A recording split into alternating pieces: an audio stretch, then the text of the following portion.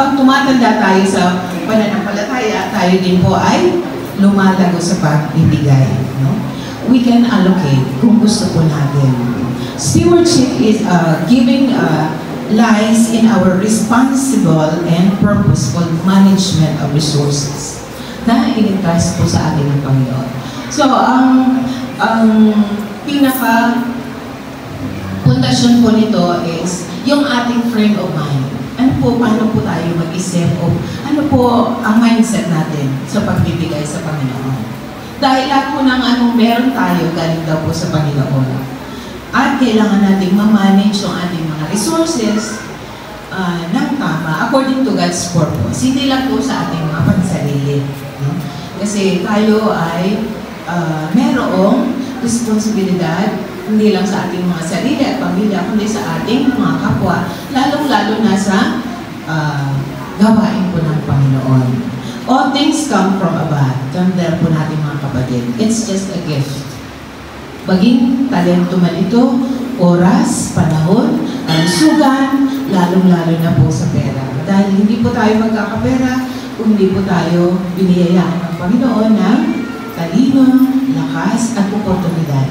Yun po yung mai-impart ko sa inyo to validate po itong sinasabi natin mga literatures dahil tumatanda na rin po ako, na-experience ko na rin po yan sa faith. Ano? At alam ko pong karamihan sa inyo, kaya po tayo nananatili sa ating pananampalataya dahil dito sa pananampalataya ito. Unlike simply asking for blessing, stewardship in giving emphasizes accountability. Meron po tayong pananagutan sa Panginoon at responsibilidad. How we use what we are given, kung paano po natin ginagamit yung mga biyaya. So apart sa ating, alam po natin yung sa stewardship natin, apart sa ating tithes, meron tayong mga offerings and mga investments, and so with kung ano man ang gusto natin paglaanan po ng ating mga offerings. Ano? So, sa madaling sabi, ang pagiging alagad sa pagbibigay ay isang ekspresyon ng ating malalim na ekspresyon ng ating pagbabalik na parang utang na loob, gratitude and responsibility of knowing how to manage our resources wisely po, mga kapatid. No? So, alam na natin sa Quran, yun ang ating simbahan na bago natin i-allocate sa ibang mga bagay ang ating resources, mauuna dapat po yung para sa Panginoon. Imagine kung sa kapitalista, 10% lang ang hinihingi ng Panginoon na balik. Kapalit ng ating hininga, lakas, talino, oportunidad na binibigay. No? Minsan, naninigyan pa po natin. Ano?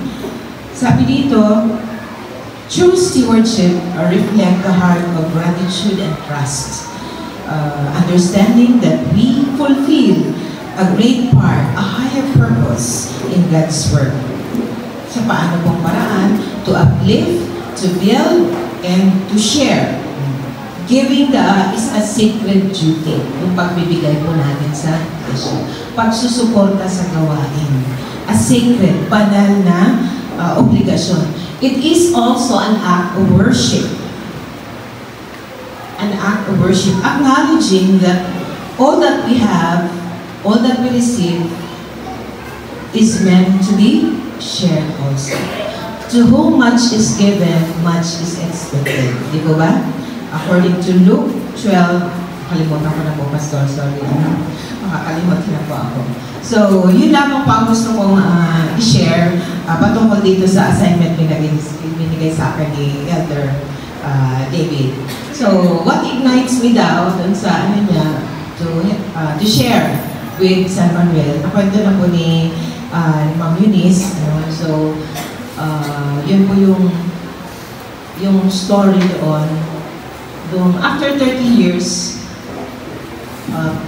nag-request ng friend sa Facebook, uso kasi nung pandemic yung mga magkakaibigan noon, nag-reconnect. So, itong si Jojo Punsalan, sabi niya sa akin, paano kayo nagsisimba? Eh sabi ko online, sabi niya, alam mo, sis, matagal na akong hindi nagsisimba. Oh, ganun ba? Tapos sabi ko, oh, ano plano mo ngayon? Gusto ko sana mag-baptize. Eh, grabe ang pong tawag dito, yung restrictions, hindi po pwede dahil may COVID. Sabi ko, I'll see what I can do. I will contact one friend sa Pasay. Meron po kasi kami kaibigan na nasa Pasay. Tumira din po siya doon kila Ate Dory. Tapos, kinunta ko, sabi ko, can you help this friend natin kung paano siya makaka-access, mag-baptize, and then yung kailangan niya ng Bible, babasahin. So, sabi ko, you can download ng mga apps ganito, medyo mahirap daw, hindi siya nakakapag-underline. O, sabi ko, I'll send you ako through LBC yung web. Kasi, di ba, Pastor, pagka ganun, huminga sa atin ng tulong, hindi natin pwedeng mahindian dahil gawain natin yun eh, sa Panginoon yun. Sino ba naman tayo? Hindi naman tayo mga banal para hindi natin sila tulungan. So, basta madaling sabi niya sa akin, dito na daw siya na nag-baptize, and yun, pwede na siguro na kung paano siya naka-access na araw-araw ng devotional. Naging friend ko din si Marlon. Hindi kami nag-met ni Marlon sa Naga. Si Marlon, inad niya lang ako. Medyo kinabahan siyempre ako. So sabi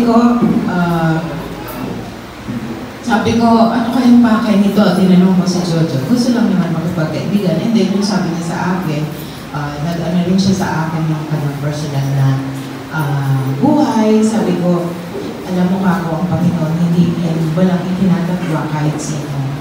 Gaano man tayo kalayo lumakad ng kaliwas sa kalooban ng Panginoon, it's never too late to go back, to turn around. Di po ba, mga kapatid? Kaya sabi ko, pagpatuloy mo lang kung anong panalangin mo, anong purpose ng Panginoon, tulungan ka. Hanggang sa nagkwento, saan kayo nagsisimba dyan? Medyo malapit lang na. Dati na may church kami. And then yun ang sabi niya sa akin. Pero naputol ngayon yung pag-renovate. Nirenovate na lang po ito. Dahil sa pandemic. Can you help us find donors? Wala po ako, mga kapatid, experience sa pagdadating sa mga building sa simbahan. Meron lang po ako ng konting experience, Pastor, kapag tayo may mga charity work, halimbawa yung sa prison ministry, mga gano'n. So pag may lumalapit sa akin ng mga senior citizens, sabi nila, "Do, pwede mo ba kami matulungan? Pag-gift giving kami." Sabi ko, ilang preso? 200 lang. Sabi ko, marami. Ano ka akong bibigay nyo?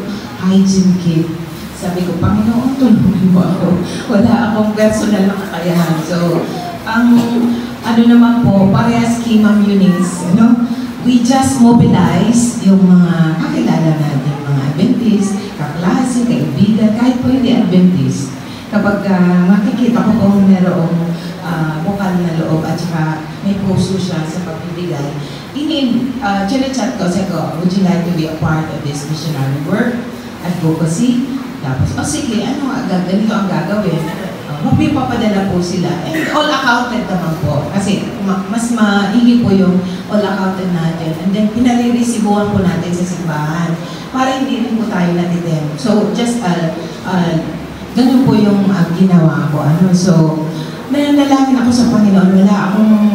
Wala akong masyadong experience. So, sabi ko, bigyan mo ako ng solicitation letter. Solicitation letter, tapos yun. Random, hanggang sa nalit ko po yung kapatid ng brother-in-law ko, si Kuya Jimmy Dapo. PD po siya sa Illinois, doon sa South Side. Sabi niya sa akin, hindi kita bibigyan, wag mo i-address sa akin yung solicitation. I-address mo dito sa simbahan namin para ko sa board at ma-approve nila. So yun yung kagandahan po, mga kapatid, na approve ng board. At sabi sa akin ni Kuya Jimmy, ipa-estimate mo kung magkano lahat yung cost ng magtapos. So syempre na-excited din naman kami masyado ni Sir David. Medyo may kulang pa, pero almost din naman. Sabi niya, sayang, dapat pala ito, tinako ko ako eh. So, di balik ako. So, yun po yung kagandahan dito sa ministry na wala po sa ating loob at isip na magiging parte po tayo, gagamitin tayo ng gawain. Sabi ko nga kay Marion, imagine wala naman tayong intention. Magkwento-kwento lang ng mga paano nagkilala, pero ang Panginoon po pala may higher purpose. Kasama din po ng mga kapatiran dito na nakikita ko po sila araw-araw kung gaano sila napaka-faithful sa Panginoon. Napaka-simpleng mga tao. Namimiss ko po yung aking mother na namatay ng pandemic. She prefers to be with the brethren doon sa Taytay. Isa, na mga talagang pinakasimpleng mga status ng mga kapatid natin sa Iglesia Pastor. So, kasi meron din tayo siyempre mga air estrada, no? Nakita ko po doon kung gaano yung mga kapatid masyadong patapat sa Panginoon, katulad po ng mga tao dito. Kaya, I am so grateful to God for giving me the opportunity na maging parte po nito. I do not take all the credit. Hindi po ako nag-ano ng credit. No? Sabi ko nga, naging parte lang. Masarap din po pala sa pakiramdam. Na tayo ay involved ng Panginoon. Sabi ko nga po minsan sa mga estudyante ko sa Bible, lesson study, alam niyo, kung hindi kayo magpapagamit sa gawain ng Panginoon, hindi naman talaga tayo kailangan ng Panginoon. Kahit yung ating mga offerings at tithes, sinusubok lang ng Panginoon kung gaano rin tayo ka-faithful sa Kanya, katulad ng pagiging faithful niya sa atin sa araw-araw natin Panginoon. Kayang pagsalitain ko ng Panginoon kahit puno, kahit bato, katulad nung nangyari kay Moses na kinausap siya through the burning bush. Subalit ang kabutihan po ng Panginoon, meron pa tayo mga kapatid pagkakataon na magpagahin po tayo sa gawain niya habang meron pa tayo natitirang panahon ngayon. So yun lamang po, maraming salamat po sa inyo. Salamat din sa Danyo Consular Cristo Family at sa lahat pong mga taga San Manuel Church sa mainit niyo pong pagtanggap sa akin. At nagkaroon po ako ng isang kaibigang buong iglesia. Maraming salamat.